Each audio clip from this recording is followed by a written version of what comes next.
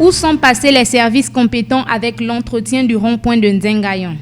La question s'impose et se pose suite à l'insalubrité criarde constatée dans ce site qui chaque jour draine du monde. Déchets de tout genre, eau souillée, malades mentaux, errants, tous les ingrédients sont réunis pour dégoûter les visiteurs. La mairie du 6e arrondissement est ainsi interpellée.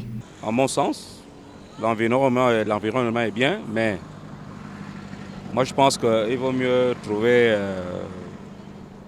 un service qui entretient à chaque fois. C'est un rond-point où les gens peuvent se détendre et puis négocier à ce que la place soit propre à chaque fois.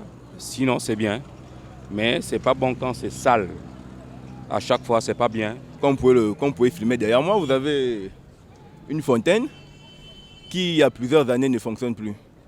Et même au niveau de l'entretien, vous pouvez regarder par la qualité de l'eau, elle n'est pas des plus propres.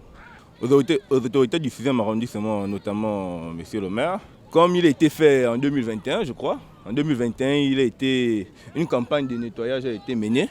On aimerait que cette campagne, qu'il refasse encore cette campagne dans le moins des cas.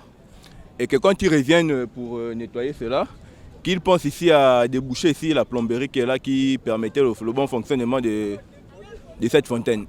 Manifestations culturelles, expositions, ventes et autres petits métiers sont exercés ici.